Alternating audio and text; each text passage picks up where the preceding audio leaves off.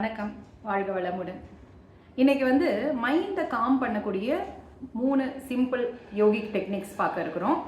அதில் வந்து முதல்ல மனதோடைய எண்ண ஓட்டம், அதாவது பதஞ்சலி மகரிஷி என்ன சொல்லியிருக்கிறாருன்னா, மனதோடைய எண்ண ஓட்டத்தை நம்ம கம்மி பண்ணுறதுக்கு தான் அந்த யோகாவே இருக்குது அப்படிங்கிறத சொல்லியிருக்கிறார். அதை குறைச்சி அந்த மைண்டு ஃப்ரீக்வன்சியை கம்மி பண்ணுறது தான் யோகா பயிற்சிகள் எல்லாம் பண்ணுறோன்னு சொல்லியிருக்காரு. இப்போ அதில் சில முக்கியமாக ஒரு 3 ப்ராக்டிஸ் பண்ணுறதை பற்றி சொல்ல போகிறேன். அது மூலமாக மைண்டு காம் பண்ணுறதுக்கான டெக்னிக்ஸ் கொடுக்க போகிறேன்.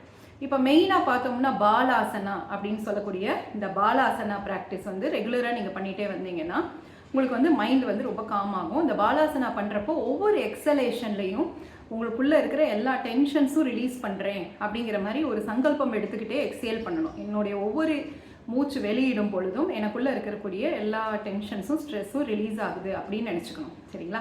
அடுத்தபடியாக மார்ஜரி அப்படிங்கிற இந்த போஸ். அப்போ இந்த மார்ஜரி போஸுங்கிறது நீங்கள் வந்து அதாவது கேட் அண்ட் கவ் போஸ்ன்னு சொல்லுவோம்.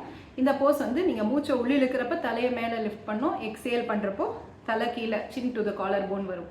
இந்த மார்ஜரி போஸுமே பார்த்தோம்னா அப்படியே நம்ம ஸ்பைனை ரிலாக்ஸ் பண்ணோம், நம்ம மைண்டும் நம்ம ஸ்பைனும் கொஞ்சம் கனெக்டடாக தான் இருக்கும். ஸோ அதனால் இந்த போஸுமே நம்ம மைண்டை வந்து காம் பண்ணுறதுக்கு ரொம்ப ஹெல்ப்ஃபுல்லாக இருக்கும். அடுத்தபடியாக பார்த்தோம்னா பிராணாயமா ப்ராக்டிஸ் ஒன்று, நாடி சுத்தி பிராணாயமா. இந்த நாடி சுத்தி பிராணாயமாங்கிறத பற்றி நிறைய நான் சேனலில் பேசியிருக்கேன்.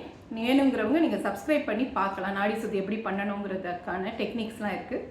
ஸோ நாடி சுத்தி ப்ராக்டிஸுங்கிறது உங்களோட மனதை வந்து ரொம்ப காம் பண்ணும். இதுவுமே நிறைய தாட்ஸ் வரவங்க குறைஞ்சபட்சம் ஒரு 20 to 30 ரவுண்ட் ஆஃப் நாடி சுத்தி பண்ணணும். எகெயின் நான் இன்னும் ஒரு தடவை கூட சொல்கிறேன். உங்களுடைய இடது கையில் சின் முத்ரா, வலது கையில் நாசிக முத்ரா, வலது நாசி க்ளோஸ் பண்ணி எக்ஸேல் லெஃப்ட், இன்ஹேல் லெஃப்ட், இடது நாசி க்ளோஸ் பண்ணி எக்ஸேல் ரைட், இன்ஹேல் ரைட். இது மாதிரி தொடர்ந்து நீங்கள் வந்து ஒரு 20 டைம்ஸ் ஆகுது 30 டைம்ஸ் அப்படியே கண்டினியூஸாக நீங்கள் தொடர்ந்து இந்த ப்ராக்டிஸ் பண்ணிகிட்டே வரலாம்.